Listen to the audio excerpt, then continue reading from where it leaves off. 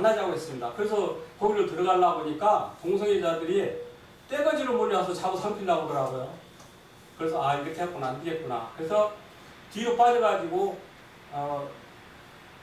이 속된 말로 개구멍으로 들어가서 그 안에 들어가서 촬영하고, 그리고 이 사람들이 도대체 뭘 하는가 그것을 다 체크를 했습니다. 그리고 행사하는 걸, 그 행진하는 것도 봤고요. 그리고 끝나고 나서는 걔네들이 뭘 하냐면 어떤 그런 장소에 들어가서 프리섹스를 한답니다. 거기서 즐기고. 그래서 그거를 그 장소를 잡아가지고 동영상을 찍으려고 그것을 알아보려고 여러모로 이렇게 노력을 했는데 그걸 어떻게 할 수가 없어서 그냥 못하고 그냥 말았거든요. 그래서 그런 것들이 우리 자라나는 세대들에게, 우리 아들, 딸들에게 정말 이거 보여줘서는 안 되는 것이고, 동성애로 인해서 정말 에이즈가 말도 못합니다. 지금 그 에이즈가 이렇게 너무 많아가지고, 또 오늘 어떤 신문에 보니까 그런 내용이 있더라고요. 어떤 분이 결혼을 했는데 딸을 낳고 살았어요. 딸을 낳고 두고 살았는데 남편이 동성애자였던 거예요. 그리고 에이즈가 걸려있던 거예요. 그러면 분명히 그 상황 속에서는 아내도 자식들도 에이즈 환자일 것입니다. 지금 그래들은 아마 잠복기에 있을 거고요. 그렇게 돼 있습니다. 지금 그런 괴로움을 참지 못해서 결국 남편은 목을 매 자살을 했고요. 그리고 이게 에이즈 환자들한테는 우리가 치료비를 100% 다 세금에서 나가고 있어요. 그래서 지금 우리나라의 동성애로 인해서 연간 지불되는 금액이 약 5조 원입니다. 그리고 동성애자 1년 치료비가 약 3,500에서 5천만 원 들어가는데요. 이 모든 것들이 다 국민의 세금으로 지불이 되고 있어요.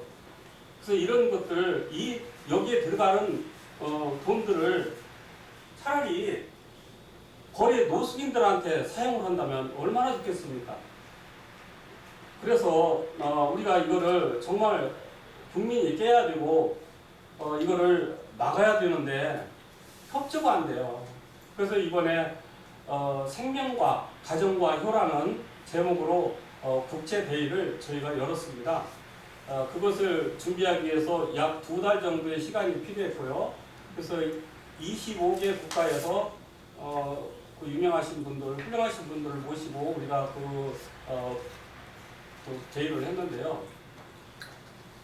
그분들 이제 영국이나 독일이나 미국이나 이런 데서 오신 그런 분들이 말씀을 하십니다.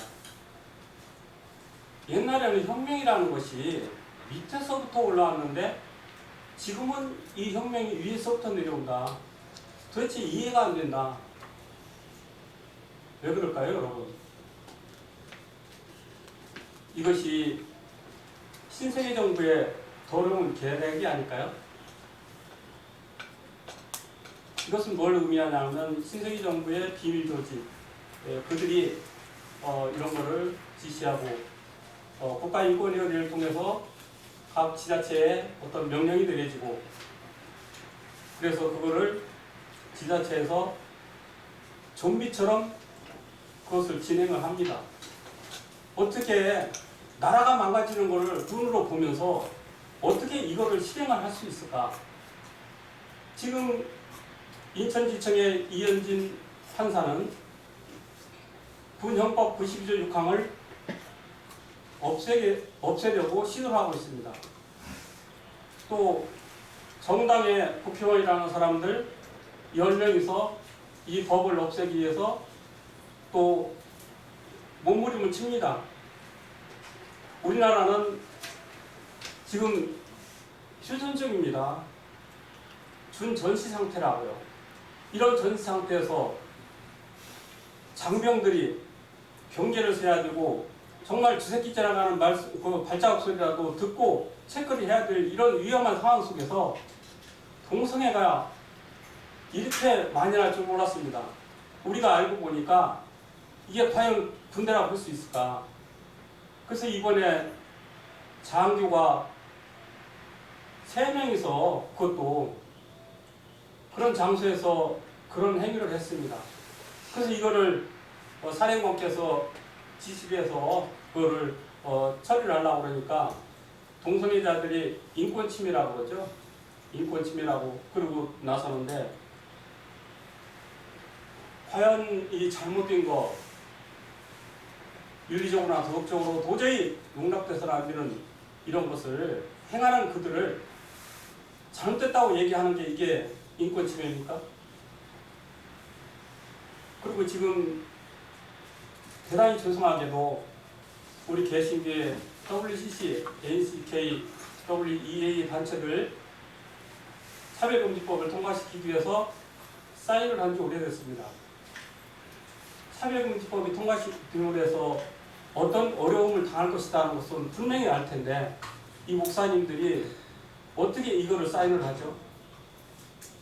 이거 어떤 강한 그런 세력으로부터 압력이 아니면 있을 수 없는 거고 또 이게 지금 교회가 교회답지 못하고 주회종이 타락한 주회종들이 지금 여기 복사에서 보신 것처럼 예수님께서 정말 가슴 아파하시는 부분 중에 하나가 타락한 주회종들에 관한 말씀이셨고 또 유정자들의 무능하고 부패하고 진실하지 못한 부분 또 동성애자들 이런 부분들을 말씀을 하셨습니다. 나중에 시간 되시면 한번 읽어보시고요.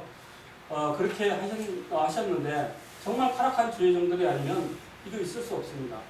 WC에 가입된 이런 교회들 정말 그 교회가 거대하고 참 그 안에 들어가는 성도들도 많지만 성도라고 해야 되는지 교인이라고 해야 되는 건지 모르겠지만 하여튼 그렇게 사람이 많습니다.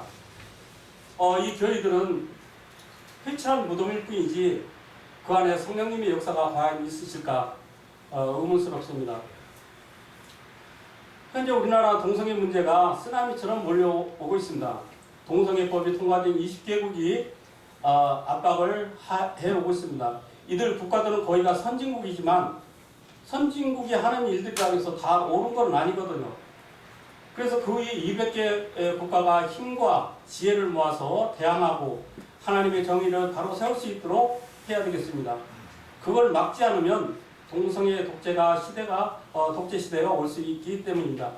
이미 선진국에서는 극심한 그런 일을 당하고 있으며 만약 우리나라에 그런 일이 밀려온다면 세계 어느 나라보다 심한 압력을 받게 될 것이며 신사참배와 같은 꼴을 당할 수 있습니다.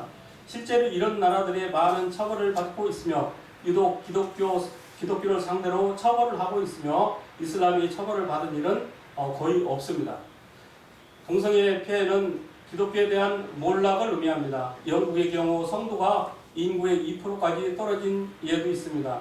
교회가 복음을 복음대로 가르칠 수 없는 일이 생길 것이고 복음을 가르칠 수가 없으면 성령의 역사가 떠나게 되고 그러면 교회들은 퇴락의 길을 가게 됩니다. 그렇게 되면 하나님의 진리와 관계없이 정보와 야합하는 교회만이 살아남게 됩니다. 그러면 결국 교회가 세상의 지배를 받게 되고 타락한 주의종들로 인해 교회는 거대한 휘칠한 무덤이 되고 말 것입니다. 소수자의 인권으로 미화된 동성애는 남성의 경우에 에이즈 걸릴 확률이 193배입니다. 이 환자들은 100% 국민의 세금으로 치료를 해줍니다. 동정론, 소수자 인권으로 미화된 동성애의 강한 역차별을 유발하여 문화예술로 여론을 형성하고 여론을 등에 업고 법제화를 하고 반대 세력을 처벌을 할 것입니다. 그렇게 되면 막을 수 없는 상황이 됩니다.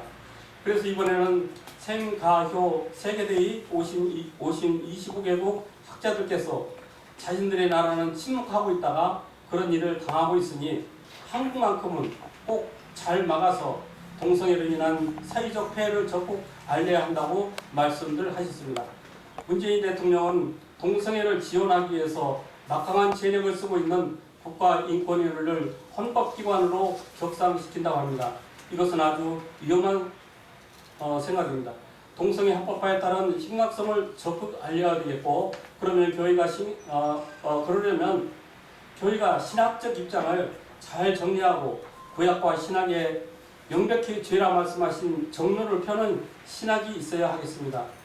타협할 수 없는 것은 올바르게 연구하고 참된 신학적 논문이 나와서 각종 그릇된 이론에 여론을 호도하고 있는 저들과 대항할 수 있도록 해야 되겠습니다. 신학교에서도 동성애에 대한 성경적 가르침이 꼭 필요합니다.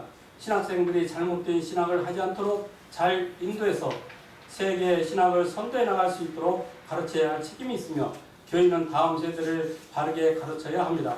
그래서 한국이 제사장 국가가 되도록 해야 되겠습니다. 한국은 할 수 있고 또 꼭 해야만 됩니다. 그래서 지구촌을 구해야 됩니다. 동성애 반대를 위한 어떤 행사든지 많이 참석해 주시고 힘을 실어 주시길 부탁드립니다.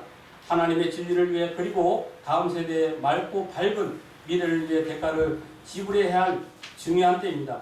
무임승차 할애하지 마시고 함께 싸워 나갈 수 있기를 간곡히 당부드립니다. 7월 14일, 15일 예정되어 있는 서울시청 앞에 그 행사도 됐으면 막을 수 있으면 여러분들이 힘이 된다면 정말 박원순 시장에게 어떤 압력을 가해서라도 이 행사를 취소할 수 있도록 함께 좀 노력해 줬으면 좋겠습니다. 얼마나 추하고 더러운지 우리가 이거를 눈 뜨고 볼 수가 없습니다. 이런 거를 갖다가 우리 젊은이들한테 보여주고 이걸 문화라고 우리가 물려줬어야 되겠습니까? 우리 문화가 얼마나 아름답고 찬란한데 이 더러운 문화한테 짓밟혀야 되겠습니까? 우리 사랑하는 젊은이들이 정말 하나님의 진리 앞에 바로 설 수 있도록 우리가 이끌어 나가야 되겠습니다. 말씀 히브리서 12장 4절 너희는 죄와 싸우되 아직 피 흘리기까지는 개항치 않고 우리가 생명들의 진리를 위해서 나아가야 되겠습니다.